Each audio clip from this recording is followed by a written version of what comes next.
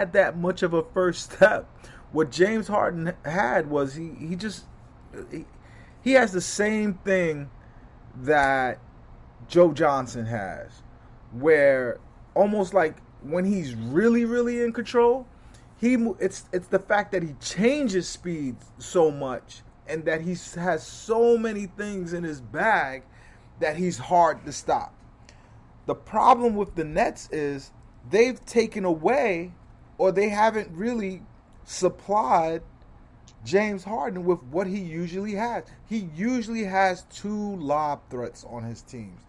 The Houston James Harden has always had a Capella and a Covington, just things that would make a defense not sell out guarding him off the dribble. Right now, there is nobody to throw a lob to.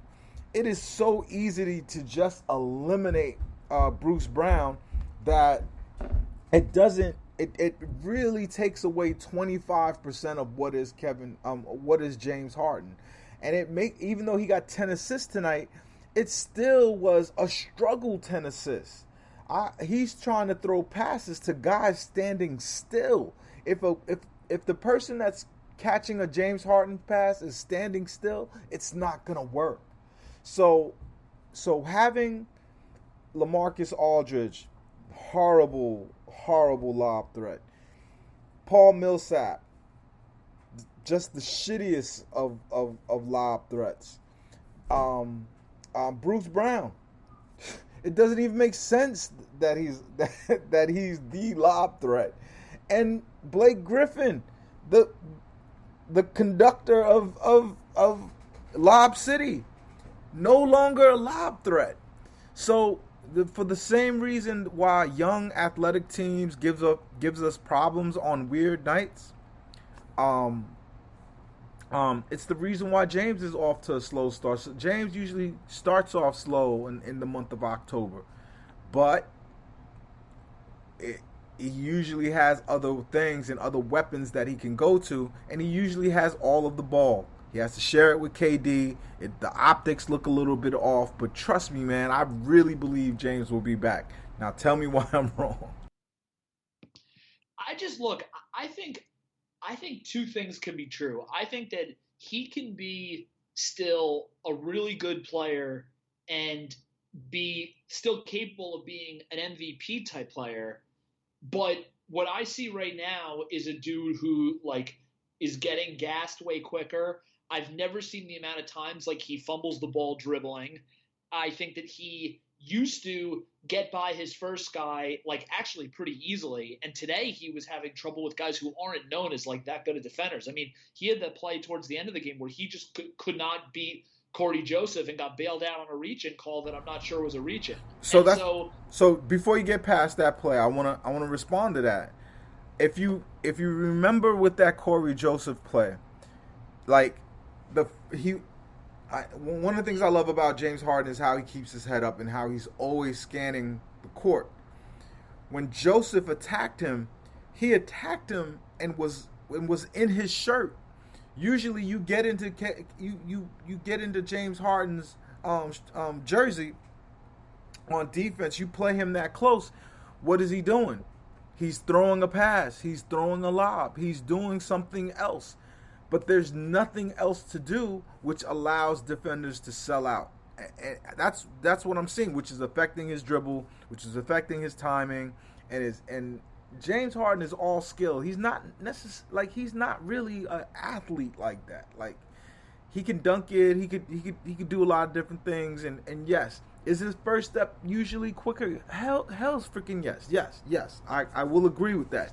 But I'm telling you, what is hindering James Harden right now is the way our team is structured. And I'll shut up and let you finish no, your I argument. mean, I think it is. I think it is a nuanced point that, to be honest, I've gone back and forth with a lot of people, and no one has brought that up. So I do give you a lot of credit. I just see it as a body fitness thing. Like the whole like I mean I know you did also, but you watch those games in Houston, that dude would cross people up and then get by somebody else, and he would get fouled. He's getting Matt said this on one of our podcasts also. He's getting like swatted a lot. He doesn't seem like he has the same lift when he jumps. He's missing layups. Like he's not. And look, part of it might be the refereeing. I personally don't think it's like as much of a thing as what other people think, especially Nets fans who are willing to talk about most Net fans, especially those on Twitter who are willing to talk about everything besides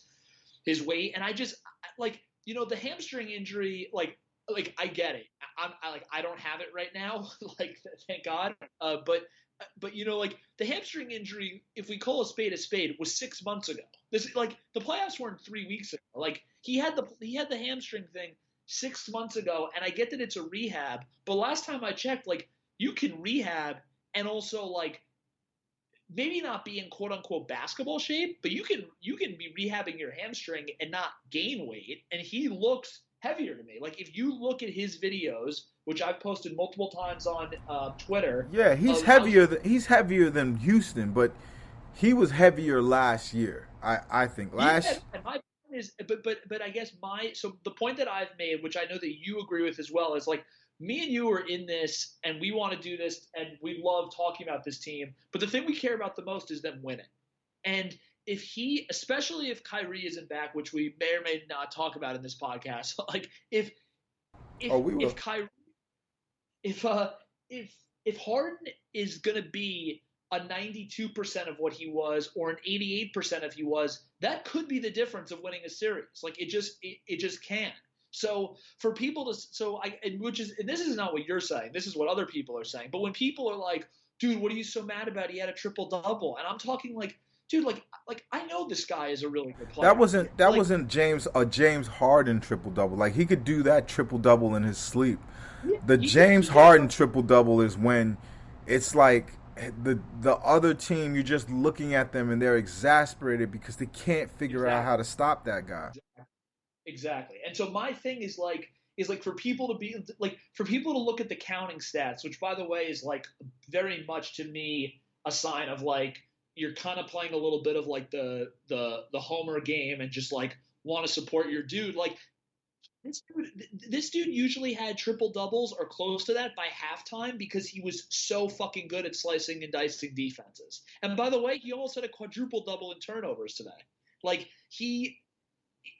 I don't know. He to me is moving at a very different pace, and I think you can tell that he's moving at a different pace because if you look at every single possession towards the end of the game, it was him just handing the ball off to KD. This dude is a guy who thinks of himself as one of the best players ever, who used to argue with Giannis over Twitter over who should be MVP and was upset when Curry won his first MVP and stuff like that. And this dude is deferring because he knows he's not there.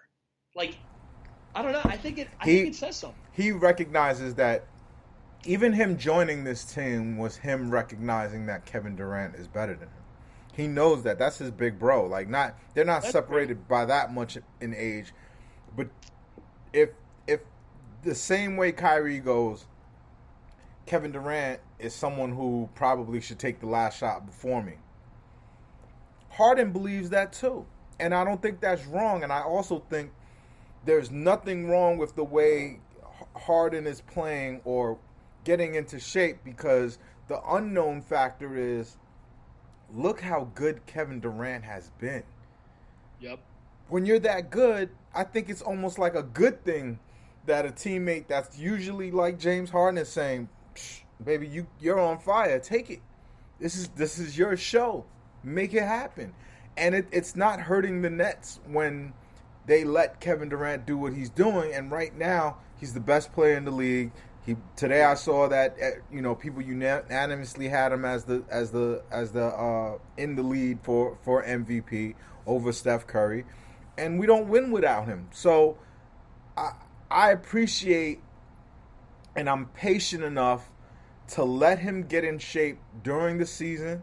That means it's gonna take 20 games, but there's a lot of weird things happening in the season. Shoot, the fucking Knicks are beating the Bucks tonight. And so there stuff is happening. Let's let everybody start to thaw out. Let the winter roll in. By the time it's Christmas and we're watching that quadruple header of games, we'll know who everybody is. Right now, it's easy to take an L or to look a little sloppy. Let's just have some faith. Agreed, partner? Agreed. All right. Let's talk.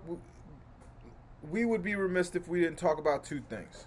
You get to pick which one we talk about first. Claxton going to the Long Island Nets and rehabbing, or Eric Adams talking about he's not lifting no mandate. So I have very little to add on Claxton because all I've done is read some tweets about it. So if you have comments, you should go ahead. But I don't even think I have anything that interesting to add on it. So you can do your Claxton piece and then we can talk Kyrie. So our last pod, we tried to figure out what's wrong with the kid, and I think we came before my son kung fu'd my MacBook Air. I had to dust off an old MacBook Pro while my MacBook Air is in the shop. The thing about having a kid who's basketball crazy, at any given point he tries to jump over stuff, and I was uploading the last pod, and my kid just jumped over the coffee table and kicked the shit out of my screen. So, I'm partner again. I apologize for losing that pod. We may still have it, and we will publish it, folks. When I get back that when my screen's fixed on my other laptop. But either way, if the kid has mono, say the kid has mono, it really knocked him for a loop. He already wasn't, they didn't have to say this part. We would have understood he already had been in pretty bad shape. Tell us, why let us just kind of have an imagination about what's going on? Like right now I'm thinking maybe they just took him to the side and just gave him like a little bit of extra training, personal training camp, and just tried to get him into shape. But that doesn't make sense because he could just get into shape playing. Like, just bring him off the bench, give him 20 minutes, and run him up and down the court, and he'll eventually get into shape. Right. So that didn't really make sense.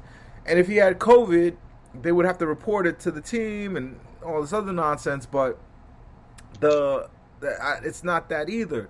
The reason why it just feels fishy to me is because the Nets always just wants to clamp up on things, and this one doesn't make sense. If you don't want to tell me Bruce Brown has a bad ankle so that the opposing teams don't check him on that is when I'm happy that the Nets are hiding things. When I'm mad about the Nets hiding things is when it's a dude with a cold or a flu or whatever the hell. Just tell us what's wrong with the kid. Why have our imaginations run wild? And I don't know. I just hope he's all right. I think he should spend some time with the Long Island Nets, something I didn't see Karras or Spencer or even Jarrett after his third year go back to the Long Island Nets to rehab. I mean, am I right in saying that? Like that for a third-year player who's been a starter, that is kind of weird that they're sending him up and down with the Long Island Nets. And even though maybe that's just so that he could practice with them, it just makes me feel a little nah. Am I tripping? I agree. I think there's something a little weird about it. Look, I mean, I think the interesting point that you also made is like the Nets' communication with the media, I think, and I mentioned this, I remember on a Spaces or something like that, there is something to the fact that, like, when you put up this brick wall of, like, not giving out information, like, eventually that brick wall, like, starts to wither away, and then you have, like, little holes here and there that actually make the situation almost, like, worse than it was before. And I gave this analogy, but like the Thunder, when they had KD and Westbrook and Harden and Ibaka, the Thunder used to have like this really intense PR team that like only let a couple of different writers speak to them, and like they really coddled them and stuff like that. And I think like in the long run that didn't really help any of the guys. I think it like gave them like a I think that kind of played into like KD being seen as sensitive